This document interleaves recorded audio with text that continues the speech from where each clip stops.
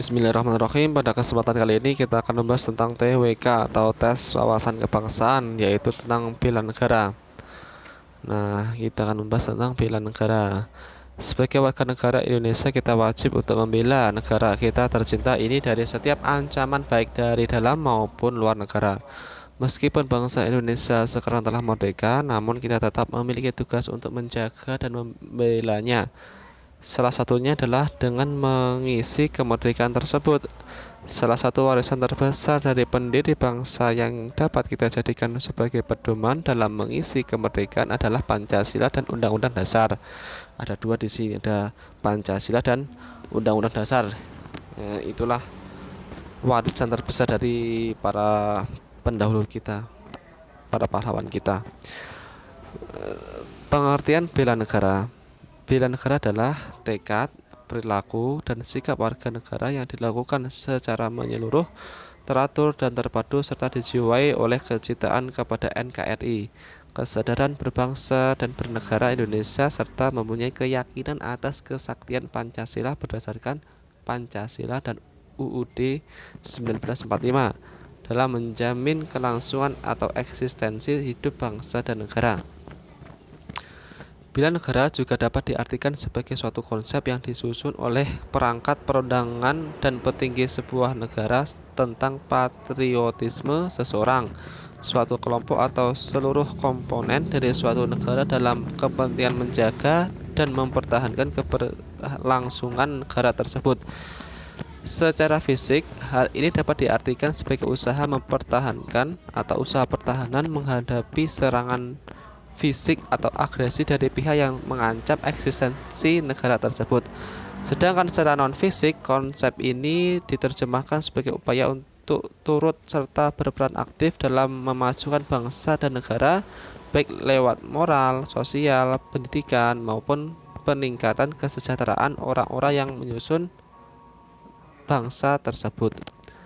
Sedangkan upaya bela negara adalah kegiatan yang dilakukan oleh setiap warga negara sebagai penuaian hak dan kewajiban dalam rangka penyelenggaraan keselamatan negara. Di Indonesia, proses pembelaan negara sudah diatur secara formal ke dalam undang-undang. Di antaranya sudah tersebutkan ke dalam Pancasila serta Undang-Undang Dasar 1945, khususnya pasal 30. Di dalam pasal tersebut dijelaskan bahwa membela bangsa merupakan kewajiban seluruh rakyat Indonesia tanpa terkecuali.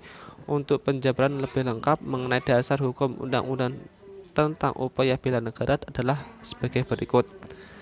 Pertama, pasal 30 ayat 1 UUD 1945 menyatakan bahwa tiap-tiap warga negara berhak dan wajib ikut serta dalam usaha mempertahankan dan keamanan negara.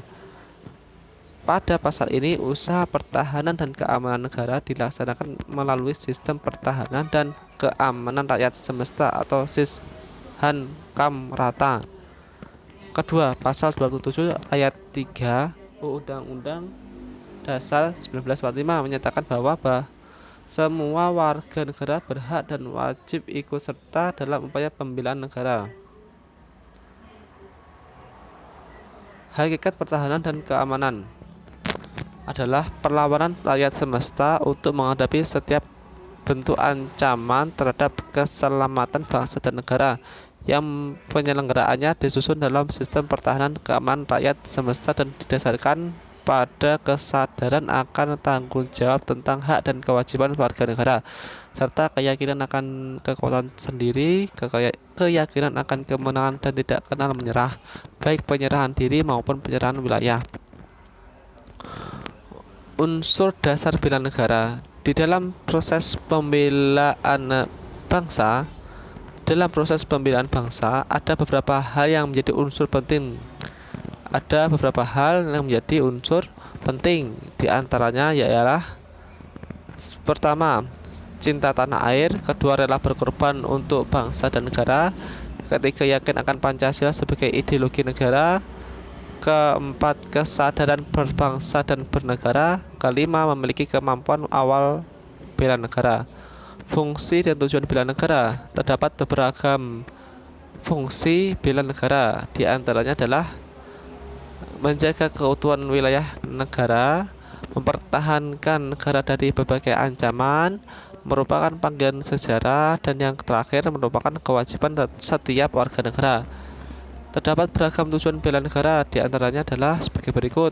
Pertama, mempertahankan kelangsungan hidup bangsa dan negara, menjaga identitas dan integritas bangsa atau negara, melaksanakan nilai-nilai Pancasila dan Undang-Undang Dasar 1945, melestarikan budaya, berbuat yang terbaik bagi bangsa dan negara. Selanjutnya, manfaat bela negara. Berikut adalah berbagai manfaat yang bisa diperoleh dari bela negara. Yang pertama, membentuk perilaku jujur, adil, tegas, tepat, dan kepedulian antar sesama. Kedua, menghilangkan sikap negatif seperti tidak disiplin, egois, malas, boros, dan apatis. Ketiga, melatih kecepatan, ketangkasan, ketepatan individu dalam melaksanakan kegiatan. Keempat, berbakti pada agama, orang tua, dan bangsa. Kelima, membentuk iman dan takwa pada agama yang dianut oleh individu. Keenam, melatih jiwa leadership dalam memimpin diri sendiri maupun kelompok.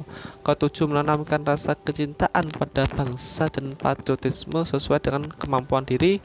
Kedelapan, membentuk mental dan fisik yang tangguh. Kesembilan, membentuk jiwa kebersamaan dan solidaritas antar sesama rekan seperjuangan. Dan yang terakhir, kesepuluh, membentuk sikap disiplin waktu, aktivitas, dan pengaturan kegiatan lain. Contoh bela negara dalam kehidupan sehari-hari. Nah, ini contohnya. Berikut contoh beberapa bentuk bela negara dalam kehidupan sehari-hari di zaman sekarang di berbagai lingkungan. Yang pertama, membayar pajak tepat waktu pada waktunya. Membayar pajak tepat pada waktunya. Nah, ini di lingkungan negara. Kedua, mematuhi peraturan hukum yang berlaku, menjaga keamanan kampung secara bersama-sama, melestarikan budaya yang ada, menciptakan suasana rukun, damai, aman dan dalam masyarakat. Kesadaran untuk menaati tata tertib sekolah, meningkatkan iman dan taqwa dan iptek, membentuk keluarga yang sadar hukum, dan yang terakhir menciptakan suasana rukun, damai, harmonis dalam berkeluarga.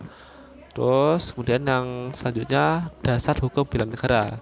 Nah, ini ada dasar hukumnya bela negara, yaitu yang pertama TAP MPR nomor 7 tahun 1973 tentang konsep wawasan Nusantara dan keamanan nasional. Kedua, Undang-Undang nomor 20 tahun 1982 tentang ketentuan pokok Hankam Negara RI, diubah oleh Undang-Undang nomor 1 tahun 1988. Ketiga, Undang-Undang nomor 29 tahun 1954 tentang pokok-pokok perlawanan rakyat. Keempat, TAP MPR nomor 7 tahun 2000 tentang pemisahan TNI dengan Polri. TAP MPR nomor 7 tahun 2000 tentang peranan TNI dan Polri. Keenam, Undang-Undang nomor 56 tahun 1999 tentang rakyat terlatih. Kemudian Undang-Undang nomor 3 tahun 2002 tentang pertahanan negara. Ke-8, amandemen Undang-Undang Dasar 45 pasal 30 ayat 1 sampai 5 dan pasal 27 ayat 3. Nah, itu dasar hukumnya banyak ya. Selanjutnya, dalam upaya menjaga kesadaran bela negara dibuatlah sebuah momen untuk memperingatinya. Hari yang sudah ditetapkan sebagai Hari Bela Negara dipilih tanggal 19 Desember. Nah, 19 Desember ini Hari Bela Negara. Penetapan ini dimulai tahun 2006 oleh Presiden Susilo Bambang Yudhoyono yang dituangkan melalui keputusan Presiden Republik Indonesia Keputusan Presiden Republik Indonesia nomor 28 tahun 2006. Selain itu, untuk mewujudkan kesadaran dan menyatakan konsep bela negara di tengah masyarakat, salah satunya dilakukan melalui penciptaan lagu Mars Bela Negara. Mars ini digubah oleh salah seorang musisi Indonesia yang mempunyai nasionalisme, yaitu Dharma Oratmangun. Nah, seperti itulah materi tentang TWK Bela Negara. Selanjutnya, untuk materi selanjutnya tentang pemerintahan pusat dan pemerintahan daerah akan dilanjutkan besok ya, part berikutnya. Terus sekian dari saya. Wassalamualaikum warahmatullahi wabarakatuh.